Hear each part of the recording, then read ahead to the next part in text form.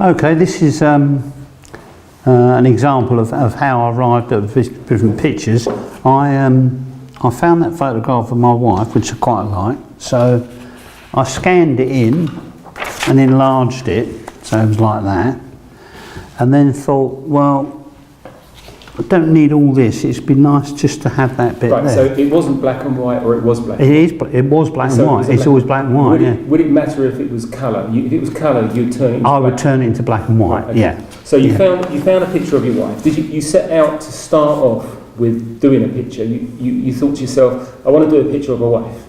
No, I looked at that picture. I thought, oh, that's quite a nice picture. That's a nice subject, and so there's the shadows and everything. More thought than that. Yes. You were looking at the picture more. So you had a subject, which was your wife, but also it was a good picture, and yes, and you also thought to yourself, I can do a lot with that. Yes, so right. What did you see in that picture? Well, there's lots of really nice shadows. The sun's behind her over here, so you've got these nice reflections and shadows in there, and it's quite detailed, although it's not very well focused, but it's quite detailed. And then I thought, well, rather than put all this in, it's a Lake District, I thought I would crop it. So I cropped it just so I've got a picture of her.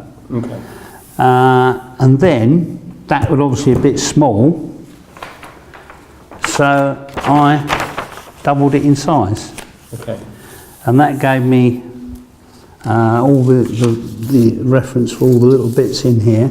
And then rather than put this mountain behind, I decided to use a little bit of American gum, which is just a nice, just gives it a nice background. But this, I've copied more or less off that. Okay. And very interestingly enough, everyone says put dots of white in the eyes to make them stand out. Well, I don't do that if in the natural picture there's no highlights in it. Okay. If I put highlights in that would mess it up. Stand that up to the camera just like that. Okay, and I'm just going to stand it up to the camera like that, just to see, to make sure that, because we don't know how the camera's picking it up with the light. Yeah. All. So, can I just ask you though, is this 3 veneer? No.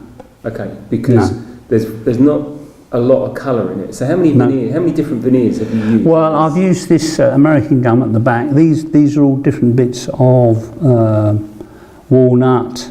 The dark bits are dark bits of walnut. This is probably another bit of walnut. A lot of, I mean, I've done this a little while ago, so a lot of the brightness of it has gone slightly yellow, but it's still a nice picture.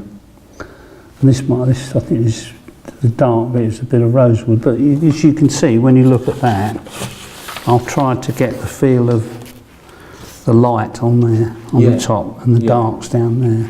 Yeah. So. Okay. Yeah, and it's interesting, as you say, the background's taken care of itself, hasn't it? Yes. Yes. Because of the choice of that one particular. Yeah. I've just done that with another picture actually.